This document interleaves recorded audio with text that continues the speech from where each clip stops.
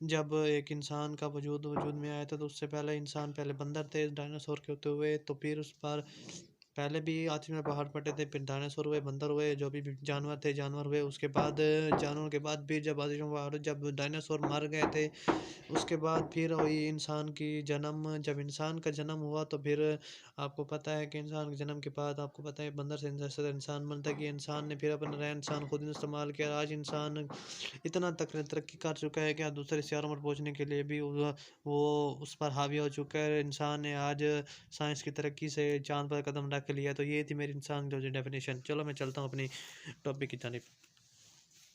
अच्छा, तो मेरा टॉपिक ये था कि ज़्यादातर मरने से पहले इंसान में दोबारा पैदा होकर सनसनाया तब हमने थी। आपको पता है कि जब आपके पहले बंदर थे, तो फिर मरने के बाद फिर अभी नए जिस्म की सलाहियत में आ गए, तो फिर आप वो सलाहियत तो थे। मगर इन्हें हकीर शुरुआत से ज़िंदगी का वो चश्मा फूटा है जो मतलब पेचीदा तार होता चला गया। मतलब जब आप ज़िंदगी की शुरुआत होएगी, तो आपका चश्मा जो चश्मा फूटा था, तो मतलब कि जो भी आपको जिस्म आप बने थे, तो आपका वो जो दुनिया को समझने के लिए आपको पहले बड़ी मुश्किल होती थी। आप बड़ी मेहनतें करते थे। फिर जिसने बालादर ऐसे वजूद में पैदा की जिनकी ज़िंदगी का महबूर उम्र के ज़्यादा इनकी सजात ख्वाहिशात और ज़ौक़ जमाल और वो मज़हब जिन्हें बुलाते और उम्मीदें आला तरीन ख्वाहिशात थी। पहले इंसान पैदा हुए, फिर वो हुआ, फिर आपको फिर आप मज़हब की कैटेगरी में आ रहे हैं। फिर आहिस्ता-आहिस्ता फिर आप ऐसा बढ़ते-बढ़ते के चले गए, फिर शोबे में फिर काम जो भी था। अब आया है कि ये है कि अब आपके अंदर एहसास भी होते होंगे, वो भी होते हैं। पहले लोगों में थे मगर इतने कम थे, मगर आज की दुनिया में ज़्यादा लोग। तो फिर मैं अपने टॉपिक जाने वापस जा रहा हूँ। अब आया है although we can not speak with any certainly it seems that mostly likely the human race came into the existence in some which way as discover the nature and purpose of the universe surrounding our home in space and time। अगरचे हम किसी ज़मीन से नहीं कह सकते, मगर गालिब इम्कान यही लगता है कि नस्ल इंसानी किसी इस तरह हमारे वजूद में आई कि रेत के अपने कीर से ज़र नज़र खड़े होकर हमें फितरत और कायनात के मकसद को दरियाफ्त करने की कोशिश करते हैं, जो हमारे को ज़मीन व मकाम में घेरे हुए हैं। ये पहला एहसास खौफ की वही कि किसी कोई चीज़ है जो हमें कायनात से डरावने लगती है। और अपने जब शुरू-शुरू में होता था, तो आपको पता था कि इंसान के अंदर खौफ़ खुदा बड़ा होता था, तो फिर वो हर चीज़ डाउन लगती थी और वो फिर संभल-संभल के चलते थे। मगर आज के इंसानों में कोई खौफ़ नहीं है। और इस तरह अपनी तावील मुसावतों की वजह से जिन्हें हम समझ नहीं पाते, ये हमें डरावनी लगती हैं। Because of the stretches of time so great that cannot imagine them making in the whole of human history so very well in comprehension, frightened because the our extreme loneliness and because of the littleness of the our home in space are a million apart, a grain of the sand out of all sea sand in the world। वो कह रहा है कि क्योंकि इस ज़माने के वास्ते इतनी लंबी हैं कि जिनका आप तस्वर भी नहीं कर सकते। इसके मुकाबले में पूरी इंसानियत के तरीक़ा इंतहाई हक़ीर लगती है। हमारी इंतहाई तन्हाई में ख़ला में हमारी ज़मीन के छोटा होने के क़स्बा में डरावनी लगती है।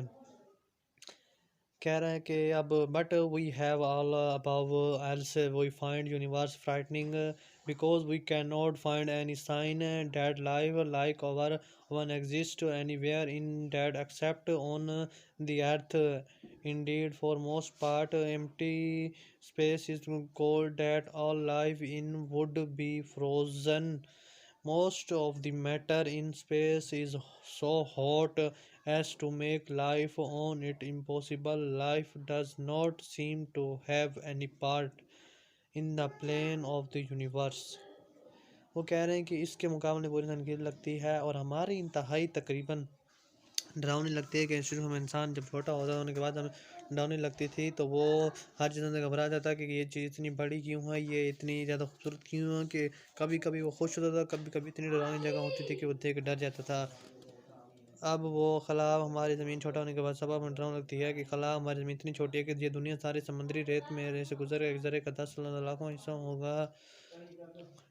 अगर आप वो कह रहे हैं कि हमारी दुनिया में इतने बड़े सितारे हैं और दुनिया इतनी कायनात इतनी बड़ी है कि अब हमको अपनी ज़मीन मतलब कि जिसमें ज़मीन हम रह रहे हैं कि वो उसका अगर एक ज़रा लिया जाए और ज़रे का 10 लाखवां हिस्सा भी 10 लाखवां हिस्सा ज़मीन में होता है। मतलब एक ज़रा इतना छोटा होता है, बारीक होता है, अगर उसके भी 10 लाख हिस्से करे किया जाए तो वो 10 लाख का हिस्सा हमारा होगा। तो इतनी छोटी है हमारी ज़मीन, और हम इससे भी छोटे छोटे हैं कि डाउन, क्योंकि हमें कोई अलामत दिखाई नहीं देती, क्योंकि इसके अलावा कायनात में कहीं नहीं हमारी वाकई ज़्यादातर खाली इतना सर्द है कि कोई भी कोई ज़मीन की वजूद रखती है और इस पर तमाम ज़िंदगी मुंजमद हो जाएगी। खला में इतना ज़्यादातर मादा है, उसका गर्म गर्म है कि इस पर ज़िंदगी वजूद नामुमकिन लगती है। और कायनात लगता है कि कायनात में ज़िंदगी के मंसूबे में कोई लाजमी अंसर नहीं है। इस वाकई कामयाबी को याद रखना हम अहम जिसने हमारे सियारों को निज़ाम पैदा किया। This the important member of the writery of event which produce over planetary system calculation show that there can only few such systems in space, yet so far as the we can see life of kind we know on Earth can exist only on planets like the Earth. It needs suitable physical condition for the appearance, the most important of which is the temperature at substances can exist in a liquid state. वो कह रहे हैं कि जिसने हमारे सियारों को निज़ाम पैदा किया, इसमें वाक़या को कामयाबी याद रखना है कि अहम है कि जिसने हमारे सियारों को निज़ाम पैदा किया। अदद-ओ-शुमार का तख़मीना ज़ाहिर करता है कि ख़ला में ऐसे निज़ाम बहुत ही कम हो सकते हैं, फिर भी जहाँ तक हम समझ सकते हैं कि ज़िंदगी की वो किस्म जिस हम इस ज़मीन पर जानते हैं, सिर्फ़ ज़मीन जैसे सियारों पर ही वजूद में आ सकती है।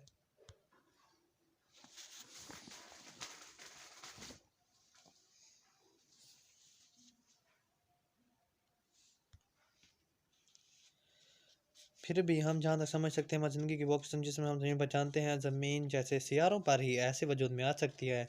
इसे हम अपने मंजूर के लिए मुनासिब से भी समझ सकते हैं, जिसमें हम ज़्यादातर ये कहते हैं कि दर्जा हरारत में जिस्म मायदे हम माया हालत में रह सकते हैं। जिसम ये है कि ज़मीन इतनी गर्म है कि हम माया हालत में अगर किसी हम दूसरे प्लानट पर रहें तो वो ज़्यादा गर्म होगी, अगर वो ज़्यादा गर्म होगी तो वहाँ पर नहीं रह सकते।